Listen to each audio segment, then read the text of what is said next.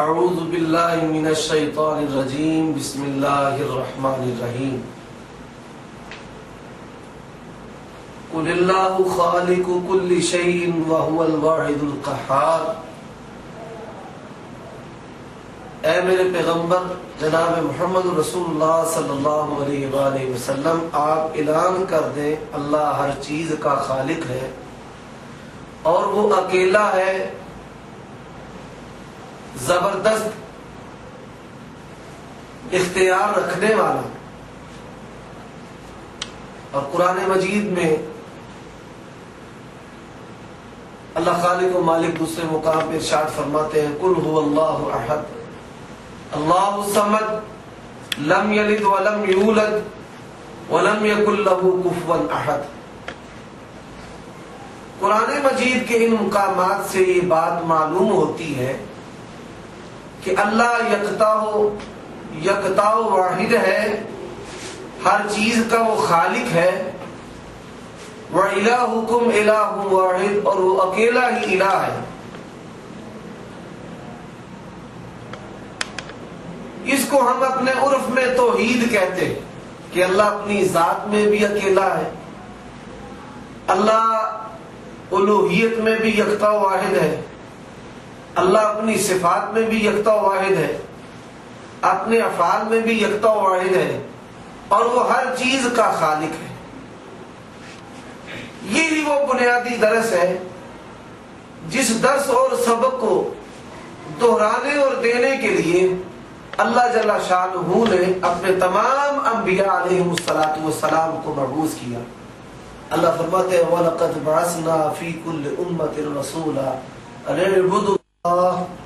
وَاجْتَنِبُوا الطَّاغُوتَ، کہ ہم نے ہر قوم میں اپنا نبی و رسول مبعوث کیا ہے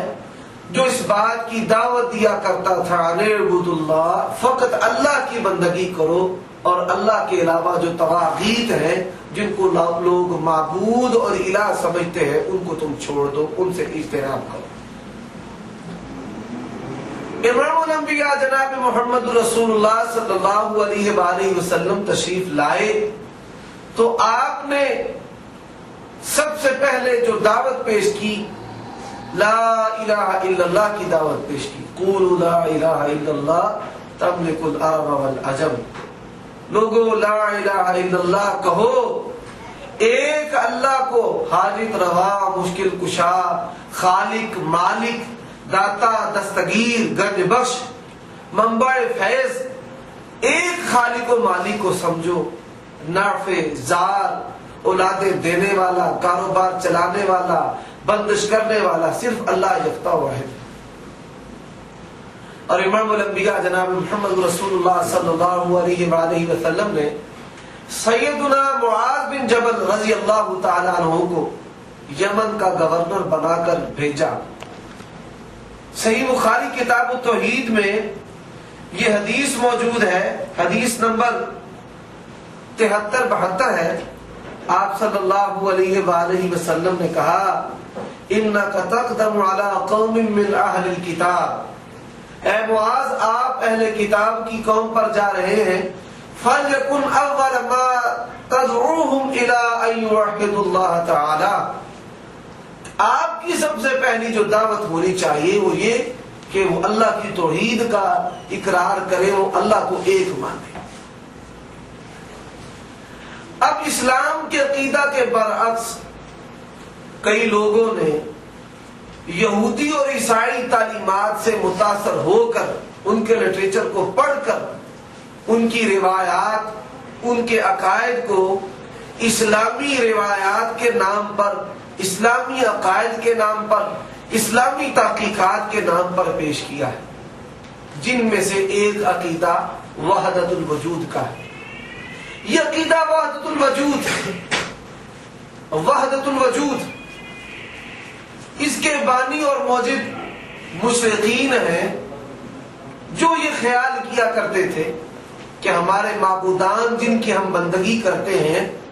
یہ اللہ کا اوتار، چمکار، کرشمہ ہے، اور ان میں وہ افعال ہیں وہ صفات ہیں جو افعال اور صفات اللہ خالق و مالک سے سرزد ہوتی ہے۔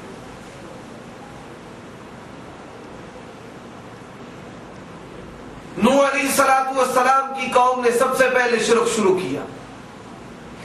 اور اس کو ترقی ملی ہے یہود و نصارہ میں آ کر، کہ یہودیوں نے وقالت الیہود عزیر ابن اللہ، کہ حضرت عزیر علیہ السلام کو اللہ کا بیٹا بنا دیا، کہ انہوں نے یہ عقیدہ پیش کیا کہ اللہ نے اپنے ایک حصہ کو اپنے وجود سے جدا کیا اور اس کو انسانی شکل میں دنیا میں مبعوث کیا، اس کو اپنا مظہر بنایا، اور وہ لوگوں کو نجات دیتا ہے، وہ روزی دیتا ہے، وہ مشکل کشا بھی ہے، وہ حاجت روا بھی ہے۔ اور یہی عقیدہ عیسائیوں میں مسیح ابن اللہ کی صورت میں موجود ہے۔ یہی عقیدہ وحدت الوجود ہندوؤں میں اوتار چمکار کرشن جی رام چندر کی صورت میں موجود ہے، کہ وہ کائنات کی ہر چیز کو، سور کو، کتے کو، بندر کو، یہ ساری چیزوں کو اور ان سے بھی بدتر چیزوں کو وہ اللہ کے وجود کا حصہ خیال کرتے ہیں۔ بدقسمتی سے یہود و نصارہ اور ہنود کے علاوہ بھی مسلمانوں میں بعض لوگ ایسے موجود ہیں جو یہ عقیدہ رکھتے ہیں، وحدت الوجود۔ درباری دین، جس کو نظام طریقت کہتے ہیں، درباری دین، صوفیوں کا دین، اس میں اس عقیدہ کا اتنا شیوع ہوا اور اس عقیدہ نے اتنی خطرناک صورت اختیار کی کہ وہ وقت آیا کہ ہندوستان بر صغیر پاک و ہند میں یہ سمجھا جاتا تھا کہ جو شخص وحدت الوجود کا قائل نہیں وہ مسلمان ہی نہیں۔ اس فتنہ میں بعض علماء ربانی نے یہ وحدت الوجود اس دروازے سے لوگوں کو توحید و سنت کی شاہراہ پر چلایا۔ یہ کلمۃ الباطل ارید بہا الحق، دروازہ تو باطل تھا، بدعت کا تھا، دروازہ تو محدث تھا، لیکن ما بہ الموجود کی تشریح کے جس کی وجہ سے نظام کائنات قائم ہے، اس دروازے سے گزار کر انہوں نے توحید و سنت کی شاہراہ پر ڈال دیا ہے۔ لیکن وحدت الوجود کی جو اصل تشریح ہے وہ ہے وحدت الموجود، کہ دنیا کی ہر چیز اللہ ہے۔ آدمی انسان اللہ بن جاتا ہے، وہ اللہ بننے کے لیے چلا کشیاں بھی کرتے ہیں، مختلف اوظاف وظائف اوراد بھی کرتے ہیں، اور یہ جو اس کی تشریح میں نے کی ہے، ایک ہے وحدت الوجود کی تشریح ما بہ الموجود، جو اس وقت کی مجبوری نے علماء ربانی کو اس بات پر مجبور کیا کہ وہ اس دروازے سے لوگوں کو توحید و سنت کی شاہراہ پر چلائیں۔ لیکن جو اصل اس کی تشریح ہے وہ ہے وحدت الموجود، وحدت الموجود، کہ کائنات کی ہر چیز اللہ ہے۔ قرآن کہتا ہے اللہ خالق کل شیء، کہ اللہ ہر چیز کا خالق ہے۔ یا ایھا الناس اعبدوا ربکم الذی خلقکم والذین من قبلکم، کہ اللہ ہر چیز کا خالق و مالک ہے۔ لیکن یہ وجودیوں کے نزدیک خالق اور مخلوق میں فرق کرنا ہی شرک ہے۔ آئندہ اس پر میں حوالے پیش کروں گا۔ تو سب سے پہلے وحدت الوجود کی جو تشریح ہے لغوی، آپ اس کو سمجھیں۔ یہ اردو لغت کی کتاب ہے فیروز اللغات۔ فیروز اللغات میں لکھا ہے کہ صوفیوں کی اصطلاح میں تمام موجودات کو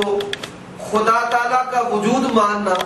اور ما سوا کو محض اعتباری سمجھنا، یہ ہے وحدت الوجود،